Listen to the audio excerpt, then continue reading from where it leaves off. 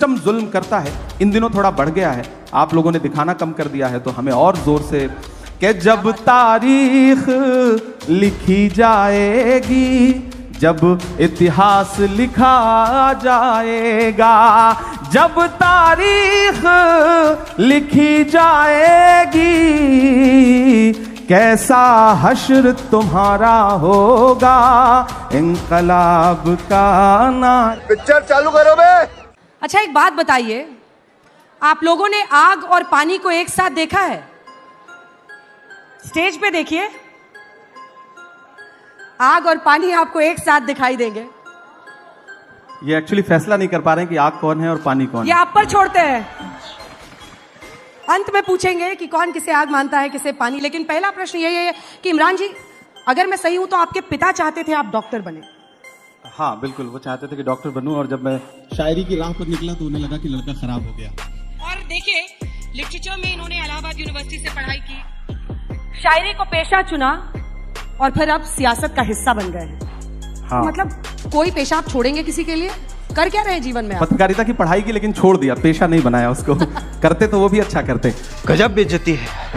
हालांकि शायरी जब मैं कर रहा था तो सियासत को लेकर के शायरी हमेशा जो है वो एक अलग रुख रखती है और बहुत अच्छा नहीं मानती है। मैं तो जिन शायरों को सुन रहा था, बुद्धसेन शर्मा जी को, वो शेर लिख रहे थे कि दिए बुझाती आंधी को भड़काती है, दिए बुझाती शोलों को भड़काती है, आंधी को भी दुनियादारी आती है, यार सियासत की गलियों में मत जाना, नागन अपने बच्चों को खा जाती है। तो मैं तो ये शेर सुन रहा था, लेकिन फिर लगा कि जब एक ऐसा वक्त आया कि सब कुछ सियासत ही तय कर रही हो, कलम को भी सियासत ही तय कर रही हो कि कितना लिखना है, कितना बोलना है, जब पत्रकारों के नाम एक साथ जो है वो फ्रेम करके दुनिया के सामने रखे जा रहे हो कि कवर करने वाले लोगों के नाम ये हैं, उनका भी जात, उनकी भी मजहब तय किया जा रहा हो, तो मुझे लगा कि नहीं, चलते हैं सियासत की दुनिया में, देखते हैं क्या कर सकते हैं। बात तो सही है।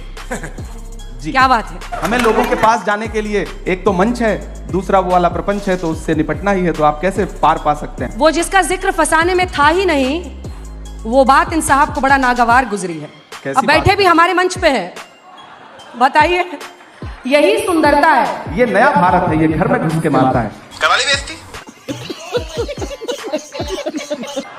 यहाँ पे बैठे हैं, मंच हमारा है, और फिर भी शिकायत कर रहे हैं कि हम इनको दिखाते नहीं हैं। शिकायत नहीं कर रहा हूँ, हम लोगों के बीच में बहुत सामान्य बातचीत हो रही है, तो आपको सामान्य तरीके से ही मैं बात कह रहा हूँ। मैं जब मीडिया की बात करूँ तो देखिए, मैं कलम का आदमी हूँ, तो जाहिर सी बात है मेरी शिकायत भी अपने परिवार के लोगों से ज्यादा होगी। साहित्यकार हमारी भी तो शिकायत है, आजाद रहते हैं, देते अपनी कलम को, क्या धार थी। अब ऐसा लगता है आप स्वतंत्र पत्रकारिता चलिए शुरू करें। बिल्कुल वही कर रहे हैं हम लोग, वही कर रहे हैं, और इसीलिए आप भी मजबूर होते हैं इस मंच पर आने के लिए। देखिए, आप भी मजबूर होते हैं, क्योंकि आज तक जैसा मंच है नहीं। इमरान प्रतापगढ़ी जी, आप भी जानते हैं आज तक जैसा मंच है नहीं। मैं महाराष्ट्र गई, शरद पवार से लेकर नाना पटोले ने मुझे इंटरव्यू दिया। क्यों दिया? क्योंकि उनको पता है कि हमारी क्रेडिबिलिटी और सर्वश्रेष्ठता पूरी दुनिया में धमक रखती है, और वो किसी एक व्यक्ति के बोलने से ना तो ऊपर चढ़ती है ना गिरती है। कुछ चीजें स्थायी होती हैं। तभी आप भी आए हैं, आपके कुछ प्रशंसक आगे की कतारों में बैठे हैं, वो भी इसीलिए आए हैं क्योंकि उनको पता है कि यहाँ पर इसे जो हम वीडियो एडिट कर करके डालेंगे वो वायरल होगा। अंजना जी देखिए, तुम्हारी बज़्म के बाहर भी एक दुनिया है, मेरे हुजूर बड़ा जुर्म है ये बेखबरी। आज तक बहुत अच्छा संस्थान है, मैं किसी एक संस्थान को क्रिटिसाइज नहीं कर रहा हूँ। तो बाकियों का भड़ास यहाँ मत निकालिए। हम यहाँ अगर आए हैं ना, तो आपने हमें बुलाया है, हम तब आए हैं। बिल्कुल हमारे मेहमान हैं आप। हमने कितने सांचों में ढल के आए हैं, कितने सांचों में ढल के आए हैं, ख्वाब की तरह पल के आए हैं। तुम सिफारिश से जहां पहुंचे हो, हम वहां खुद ही चल के आए हैं। तो हमें तो बुलाया गया है, हमें तो बुलाया गया है, और मैं आने और बुलाने के इस बहस में नहीं पढ़ना चाहता, लेकिन मैं एक बात ये कहना चाहता हूं कि नेता देखिए, मैं बात पूरी कर लूं उसके बाद, देखिए मैं आपको पूरा मौका दूंगा, मैं आपकी बात का जवाब भी दूंगा। मैं आपके लिए ना, सुनिए, बोलने दे, तकलीफ हुआ है बेचारे को, बोल। नहीं, मैं आपकी कविता बाद में सुनूं। वृक्ष नहीं जिसको नदियों ने सींचा है, बंजर माटी में पलकर मैंने मृत्यु से जीवन खींचा है। ये क्या है? याद रखिएगा, तो कविता पूरी हो गई। अब मैं बात जो कह रहा था कि यहाँ बुलाने और आने का सवाल नहीं है। नेता और मीडिया दोनों एक दूसरे के पूरक हैं। आप हैं तो हम हैं, हम हैं तो आप हैं। बिना हमारे आपका भी वजूद नहीं है और बिना आपके हमारा भी वजूद नहीं है। हम दोनों एक दूसरे की जरूरत हैं, तो हम दोनों एक दूसरे को उसी रूप में कबूल करें, हम आपस में लड़े नहीं। तो हमें बुलाया गया तब हम आए। फिलहाल बिल्कुल, आपकी कविता बहुत अच्छी थी, सिर आंखों पर आपकी कविता बहुत अच्छी थी, लेकिन नो डाउट आज तक बहुत शानदार कर रहा है और ये कल तक बहुत शानदार करता रहेगा, मुझे पूरा विश्वास है। यही तो है कि आग भी जब प्रशंसा करने लगे या पानी, whatever you choose। नहीं, मैं प्रशंसा करूंगा। और आग और पानी के बीच में समझौता होना भी नहीं चाहिए। मैं आपकी पत्रकारिता की प्रशंसा करता हूं, इसमें कोई दो राय नहीं। आप अच्छी पत्रकारिता करती हैं और हम सब युवा हुए हैं आपको देख देख करके, आपको सुन करके। समझ रहे हो ना? ये मेरे लिए बहुत खुशी की बात है कि मुझे देख देख कर आप जैसे लोग जवान हो गए। हम एक वक्त शायर में भी बने और फिर नेता भी बन गए। जब यूनिवर्सिटी में पढ़ रहे थे तो हमें मतलब कुछ चंद लोग हैं, चुनिंदा लोग हैं जिनकी पत्रकारिता सुन रहे थे हम लोग, और हमें लगा कि पत्रकारिता की पढ़ाई करनी चाहिए। तो उसमें आपको क्रेडिट देता हूं मैं इस बात के लिए। अब राजनीति में आ गया, पार्लियामेंट में चला गया, लेकिन उम्र तो कम ही है ना। वजन बढ़ गया, राजनीतिक वजन कह रही हूं मैं। अच्छा, हमको सिखा रिया है। पीछे से कोई मुझे कह रहा है कि कुछ सुनना चाहते हैं वो लोग। हाँ, क्योंकि अब हम अंत की तरफ बढ़ रहे हैं। बिल्कुल सुना देता हूँ मैं, एक नज़्म सुनाता हूँ। बैठे हैं तो एकदम लय में। अच्छा, उस पे सुनाएं? नहीं, ये आज एक सिस्टम बना हुआ है, इसी पे चलने दीजिए। एक नज़्म सुनाता हूँ। एक दिन हुआ क्या कि पार्लियामेंट में नए गए हैं तो थोड़ा चीखना चिल्लाना ज्यादा, जोश ज्यादा है, तो एक साथ 146 सांसद सस्पेंड किए गए। याद होगा आपको, इतिहास में पहली बार विपक्ष के 146 सांसद राज्यसभा और लोकसभा मिला के सस्पेंड हुए। हम निकले तो मीडिया के साथ ही बाहर खड़े थे, तो उन्होंने व्यंग्यात्मक तरीके से कहा कि सस्पेंड हो गए। तो हमने कहा भाई आज सस्पेंड ना हुए होते तो अपनी नजरों में गिर जाते, ऐसा लगता कि बुज़दिलों में नाम शुमार हो रहा है, बहादुरों में नहीं। क्या बात है? तो बोले आप शायर हैं, शायरी की भाषा में बताइए। तो एक नज्म कही मैंने वहीं पर कि जख्म पर जख्म खा के निकले हैं। ये संगीत वाले भी जो साथी बैठे हैं, मुझे उनका भी साथ मिले कि जख्म पर जख्म खा के निकले हैं, हाँ मगर मुस्कुरा के निकले हैं। सर झुकाने का हुक्म जब आया, सर झुकाने का हुक्म जब आया, और भी सर उठा के निकले हैं, और भी सर उठा के निकले हैं। और सस्पेंड होके आए थे तो गुस्सा था, तब ये शेर पढ़ा कि हर सितम का जवाब आएगा, देखना इंकलाब आएगा। कल आ ही गया ना कि हर सितम का जवाब आएगा, देखना इंकलाब आएगा। अच्छे दिन का किए थे जो वादा, उनका दिन भी खराब आएगा, उनका दिन भी खराब आएगा। हम तो निकले हैं मुस्कुराते हुए, हम तो निकले हैं मुस्कुराते हुए, और वो तिल मिला के निकले हैं, और भी सर उठा के निकले हैं। दिल गार्डन हो रहा है, बहुत मजा आ रहा है यहाँ पे। मुझे लगता है ठीक ही कर रहा हूँ यहाँ भी। तो अब शायर कितना बचा है और कितना सियासतदां हो गए हैं इमरान प्रतापगढ़ी?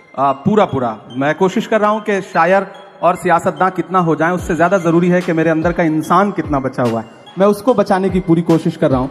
और संवेदना के स्तर पर मुझे लगता है कि मैं कभी तन्हाई में बैठता हूँ तो खुद से आंख मिलाता हूँ, तो मुझे लगता है कि यार ठीक है, अभी उतना खराब नहीं हुआ हूँ। 33 रैलियां आपने की है महाराष्ट्र में? हाँ, 33 महाराष्ट्र में। 33 प्रेस कॉन्फ्रेंसेस की, रोड शो किए। झारखंड में 11 रैलियां की। झारखंड 11। और जाके बोलते कैसे, कनेक्ट कैसे करते हैं लोगों से? मतलब एक शायर वहां खड़ा होता है या पॉलिटिशियन खड़ा होता है, कनेक्ट करना जनता से, ये हुनर क्या है? मैं इसलिए जिंदा हूं कि मैं बोल रहा हूं। दुनिया किसी गूंगे की कहानी नहीं लिखती। लोग मुझे सुनने आते हैं, देखने नहीं। फिल्म स्टार्स आते हैं किसी पॉलिटिकल प्रोग्राम में तो लोग उनको देखने आते हैं, उनके डायलॉग सुनना है उनको।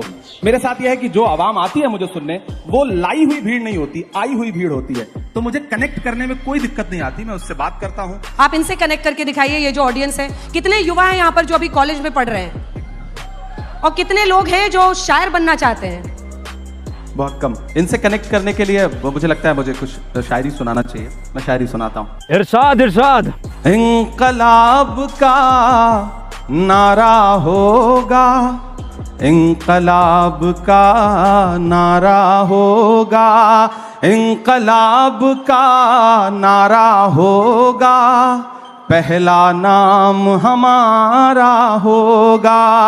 इंकलाब होगा, पहला नाम हमारा होगा। धरती के आंसू निकलेंगे, धरती के आंसू निकलेंगे, धरती के आंसू निकलेंगे। और समंदर खारा होगा, और समंदर खारा होगा। और आप आग और पानी का जिक्र कर रही थी तो इनके नाम एक शेर। इरशाद इरशाद के दर्पण कितना प्यारा होगा, दर्पण कितना प्यारा होगा, दर्पण कितना प्यारा होगा। जिसमें अक्स तुम्हारा होगा, जिसमें अक्स तुम्हारा होगा। और इस दौर की जो सच्चाई है, कि एक अकेला क्या कर लेता, एक अकेला क्या कर लेता, एक अकेला क्या कर लेता। भीड़ ने घेर के मारा होगा, पहला नाम हमारा होगा। और सियासत में होकर भी हुक्मरानों के नाम ये शेर। बहुत मजा आ रहा है यहाँ पे। कि जब तारीख लिखी जाएगी, जब इतिहास लिखा जाएगा, जब तारीख लिखी जाएगी, कैसा हश्र तुम्हारा होगा, इंकलाब का नारा होगा। आए हाय हाय हाय, आए हाय हाय हाय। हमारी जिम्मेदारी है कि जब मैं शायर बन के बोलूं तो फिर हाकिम से आंख मिला के बात करनी है। वो कोई भी हो, वो हमारा अपना हाकिम क्यों ना हो, तब मैं उससे भी आंख मिला करके बात करके बोलूंगा। सिस्टम जुल्म करता है, इन दिनों थोड़ा बढ़ गया है, आप लोगों ने दिखाना कम कर दिया है, तो हमें और जोर से बावाज़े बुलंद बोलना पड़ता है। ये हुई ना बात। बस इतनी सी बात है। लेकिन चूंकि आपने ये चर्चा छेड़ी है, तो आप क्या दोहरा जीवन जी रहे हैं? क्या इमरान को, खुद एक शायर को, एक पार्टी का गुलाम बनना पड़ा ताकि उनकी आवाज मैग्नीफाई हो? कई शायर ऐसे हैं जो आज भी ये मानते हैं कि हमें पार्टी और सियासत से कुछ नहीं लेना देना, और उनकी कलम में क्या कम ताकत है। रुक, तेरे को बता देती। पहले तो आपके सवाल में जो शब्द है, आप आज तक में नौकरी कर रही हैं तो आज तक की गुलाम थोड़े ही है। मैं एक पार्टी के साथ काम कर रहा हूं, हम किसी संस्थान के साथ काम करते हैं, संस्थान हमें सम्मान देता है, हम संस्थान की विचारधारा के साथ सहमत होते हैं, तब तक साथ चलते हैं। जिस दिन हमें लगेगा कि संस्थान हमारी विचारधारा से सहमत नहीं है, हमारी शर्तों को नहीं मान रहा है, उस दिन ये हो सकता है मेरा अपना जो उसूल है कि मैं पार्टी तो नहीं बदलूंगा, राजनीति छोड़ दूंगा। हमारी अपनी एक दुनिया है। क्या राजनीति में आना जरूरी हो गया था इमरान? बिल्कुल जरूरी हो गया। बहुत सारे शायर ऐसे हैं जो मानते हैं कि अपनी कलम को आजाद रखना किसी भी एक पार्टी की विचारधारा से उनकी पूरी जिंदगी का लक्ष्य होता है। रुको जरा, सब्र करो। नहीं, देखिए, आप जिस दौर में जी रहे हैं, इस दौर में अगर आप ये कह रहे हैं कि आप तटस्थ हैं, तो आप सबसे बड़ी सियासत कर रहे हैं। ये कहना कि मेरा सियासत से कोई लेना देना नहीं है, ये सबसे बड़ी सियासत है। जो भी ये कह रहा है वो सबसे बड़ी सियासत कर रहा है, वो अपने आप को सबका रखना चाहता है। और मेरा अपना मानना है कि या तो इधर खड़े हो जाओ या तो उधर खड़े हो जाओ। आज का दौर ऐसा है कि आप सिर्फ जुल्म को बुरा मत कहो, जालिम को बुरा मत कहो, जो अच्छा है उसका साथ भी दो। अब क्या है कि हमने फेसबुक पे एक पोस्ट लिख दिया, ट्विटर पे एक ट्वीट कर दिया, हमें लगता है हमने अपनी जिम्मेदारी पूरी कर ली। नहीं, हमें सड़क पर भी उनका साथ देना है। और अगर मैं संसद में भी गया हूं तो मैंने सबसे पहले यूनिवर्सिटी के बच्चों की फीस वृद्धि के खिलाफ संसद में जो पहली स्पीच की मैंने वो वहां पे की।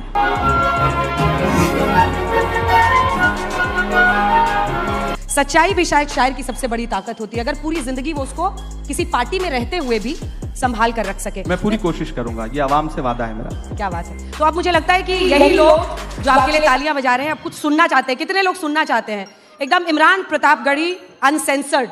और भूल जाइए कि नेता हैं, भूल जाइए कि किस दरबार पे जाकर, मतलब किस पार्टी के साथ जाकर आपको काम करना पड़ता है। कि अगर हर राजनेता को शायरी और कविता आने लगे, पोएट्री आने लगे, और हर राजनेता पोएट्री और शायरी करने लगे, तो ये दुनिया जिंदगी जीने के लिए और खूबसूरत हो सकती है। कितनों को सिखाया ये बताइए। असल बात ये है, राहुल जी को भी सिखा रहे हैं, नहीं सिखा रहे हैं? तेरा तो गेम बजाना पड़ेगा। मुझे लगता है कि मोदी जी भी शायरी सुनाते हैं कभी कभी। हाँ भाई, कैसी लगी? सुषमा स्वराज जी थी तो बहुत अच्छे अच्छे अशार सुनाती थी। डॉक्टर मनमोहन सिंह साहब अच्छे अशार सुनाते थे। हाँ, लालू जी थे तो बहुत शानदार माहौल रहता था सदन का। अडवाणी जी ने भी कभी कभी शायरी सुनाई है।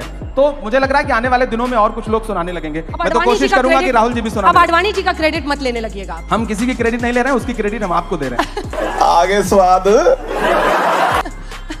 हम उनकी क्रेडिट नहीं ले रहे। हाँ, मैं आपका हुक्म है। मैं सुन नहीं पाए बेजुबानी को, आप समझे नहीं कहानी को। सुन नहीं पाए बेजुबानी को, आप समझे नहीं कहानी को। ये जो आतिश परस्त फिरका है, आप आग और पानी की बात कर रही थी। ये जो आतिश परस्त फिरका है, बद्दुआ दे रहा है पानी को। आप समझे नहीं कहानी को। के ढूंढ लेती है हथकड़ी एक दिन, ढूंढ लेती है हथकड़ी एक दिन, ढूंढ लेती है हथकड़ी एक दिन। खेल समझो ना हक बयानी को, आप समझे नहीं कहानी को। और मेरी नई नस्लों आपके नाम ये शेर। इरशाद इरशाद कि आप चुपचाप जुल्म सहते हैं, आप चुपचाप जुल्म सहते हैं, आप चुपचाप जुल्म सहते हैं। क्या हुआ आपकी जवानी को, क्या हुआ आपकी जवानी को। बद्दुआ दे रहा है पानी को। आए हाय हाय हाय। तालियों के साथ बहुत बहुत अभिनंदन इमरान प्रतापगढ़ी जी, आप मंच पर आए आज तक के हमारे मेहमान हैं। मुझे भी बहुत अच्छा लगा। और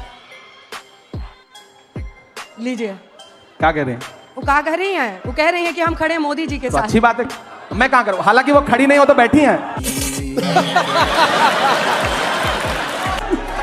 वो तो खड़ी नहीं हो तो बैठी हैं। मोदी मोदी के नारे लगा रहे हैं वो लोग, लेकिन देखिए अच्छी बात है, हर लगाएं। तरह की विचारधारा मुझे तो अच्छा लग रहा है ना कि मैं उनके बीच में आके भी कविताएं सुना रहा हूँ। ये मेरी ताकत है कि मैं, ये शब्दों की ताकत है कि मैं उनके बीच में भी खड़ा होकर के कविताएं सुना रहा हूं। और मैं सुनाऊंगा, ये तो अच्छी बात। मैं तो पार्लियामेंट में मोदी जी बैठे रहते हैं तब उनको भी सुनाता हूं। मैं तो उनसे पूछता हूं कहां सोया है चौकीदार, विजय माल्या नाक के नीचे से हो गया फरार, कहां सोया है चौकीदार। मैं तो पूछता हूं। मजा आया, और मैं ये जो मजा है हिंदुस्तान के हर व्यक्ति को देना चाहता हूं।